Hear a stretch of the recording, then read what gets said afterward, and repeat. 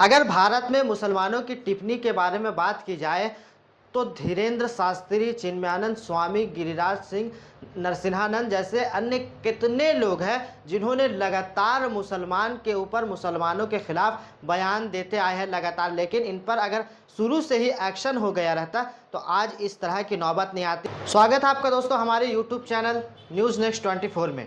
आज हम लेकर आए हैं विशेष खबर सांसद इकरा हसन के साथ हुए विवादित टिप्पणियों के बारे में। सांसद इकरा हसन के साथ लगातार हो रहे दुर्व्यवहार को लेकर विशेष खबर चलाने जा रहे हैं और इस पर सरकार से सवालात भी करेंगे, तो बने रहिए हमारे चैनल के साथ और वीडियो को पूरा देखिएगा। उत्तर प्रदेश के कैराना लोकसभा सीट से समाजवादी पार्टी की सांसद इकरा हसन, अभी कुछ दिनों पहले आपने देखा होगा कि कुछ चंद लड़कों के द्वारा उनके ऊपर एक टिप्पणियां की गई थी, एआई से उनकी अश्लील वीडियो बनाकर वायरल की गई थी। हालांकि इकरा हसन ने भी उस पर कोई ख़ास तवज्जो नहीं दिया। दोबारा फिर अभी आया है करनी सेना के राष्ट्रीय उपाध्यक्ष ठाकुर योगेंद्र राणा ने एक वीडियो बनाकर टिप्पणी करते हुए कहा कि मुझे सांसद इकरा हसन से निकाह कबूल है, वो चाहे तो मेरे घर पर नमाज पढ़ सकती, इसकी इजाज़त है, मगर असदुद्दीन ओवैसी और अकबरुद्दीन ओवैसी मुझे जीजा कहे।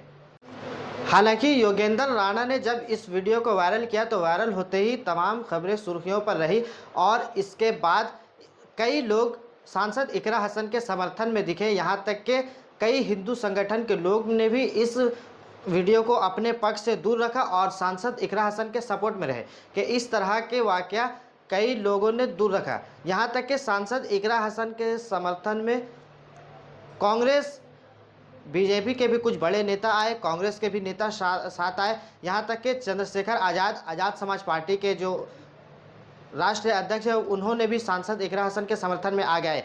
लेकिन ये सवाल बनता है कि आखिर ऐसी क्या वजह थी कि समाजवादी पार्टी खुलकर सांसद इकरा हसन के समर्थन में नहीं आई। ये एक बहुत बड़ा सवाल खड़ा करता है। आखिर जिसकी पार्टी के सांसद, जिसने पार्टी को ऊंचाइयों तक लेकर गई है, उसके समर्थन में उसकी खुद की पार्टी का नहीं खड़ा होना, ये कहीं ना कहीं एक सवाल खड़ा करता है कि आखिर क्या वजह हो सकती है। इससे पहले भी आप लोगों ने देखा होगा कि समाजवादी पार्टी ने आजम खान का साथ भी नहीं दिया था।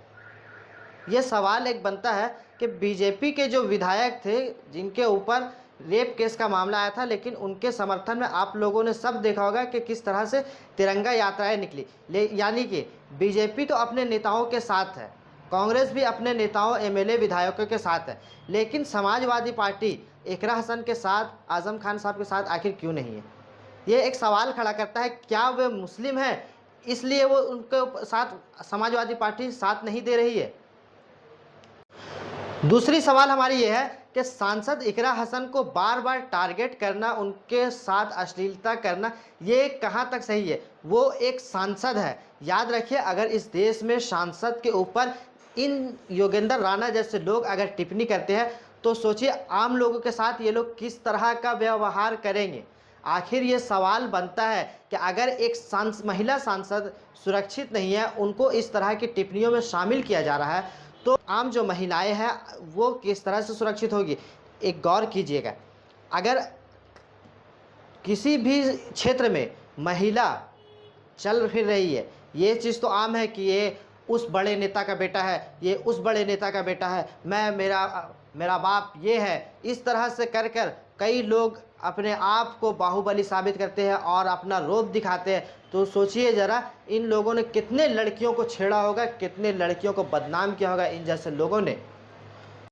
हम अपनी बातों को लेकर सीधे तौर पर डायरेक्ट मुद्दे पर आते हैं कि आखिर इकरा हसन पर जो विवादित टिप्पणियां की है तो इस पर केस होगा, क्योंकि याद रखिए वो एक चुनी हुई सांसद है और ये एक कोई पार्टी नहीं है। आपको बता दें, करनी सेना या किसी भी संगठन, ये एक संगठन है, इसका कोई विधायक नहीं होता। हाँ, इन लोगों को विधायक, सांसद के थ्रू सपोर्ट मिलता है, सुरक्षा मिलती है, लेकिन सवाल ये है कि जो सांसद है उसके ऊपर इस तरह की टिप्पणियां की गई है तो इस पर कब आखिर एक्शन लिया जाएगा, इन्हें कब गिरफ्तार किया जाएगा, कब इन पर कानूनी कार्रवाई होगी। हालांकि एफआईआर हो चुके हैं, बहुत से हिंदू संगठनों ने भी इकरा हसन का साथ दिया है, यहाँ तक कि राष्ट्रीय करनी सेना ने भी अपने आप को इस मुद्दे से अलग कर दिया है।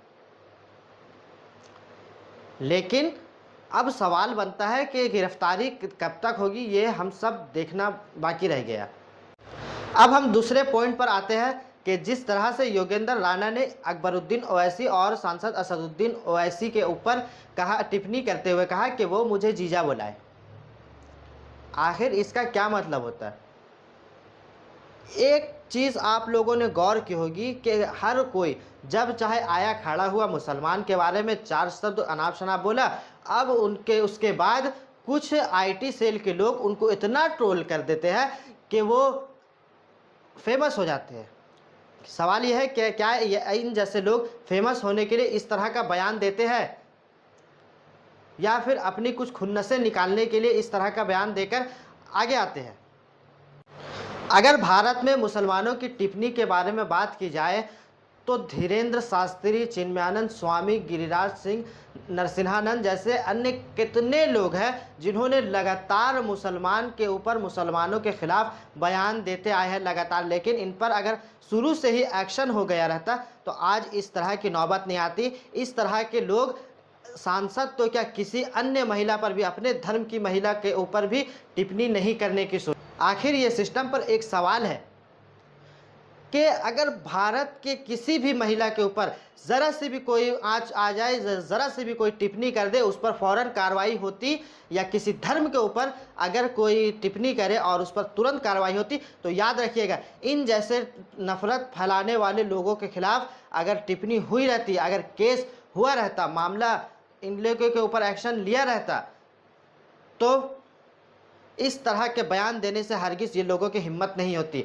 लेकिन एक सवाल ये बनता है कि इन लोगों की हिम्मत जो होती है, ये हिम्मत आती कहाँ से है?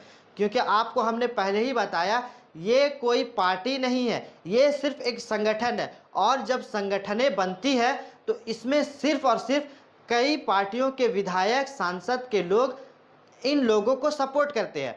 तो याद रखिए, जब योगेंद्र राणा ने इस तरह का बयान दिया तो ज़रूर उसके पीछे किसी विधायक, सांसद का हाथ ज़रूर होगा। ये आपको सोचना है, ये ज़रूर। अगर आप इस वीडियो को फैलाएंगे तो सिस्टम तक कहीं ना कहीं जाएगा। और याद रखिए, योगेंद्र राणा को जेल की सज़ा होनी चाहिए, क्योंकि इस तरह की टिप्पणी अगर एक बार इस तरह का कानून हो जाए, इस तरह की इससे सजा हो जाए, तो योगेंद्र राणा के बाद दूसरा कोई व्यक्ति, कोई संगठन का आदमी, ना किसी मुसलमान धर्म की महिलाओं के ऊपर, ना किसी हिंदू धर्म की महिलाओं के ऊपर इस तरह की टिप्पणी करने के बारे में सोच सकते हैं। अगर हमारी वीडियो पसंद आए आपको तो इसे शेयर ज़रूर करें, लाइक और चैनल को सब्सक्राइब ज़रूर करें।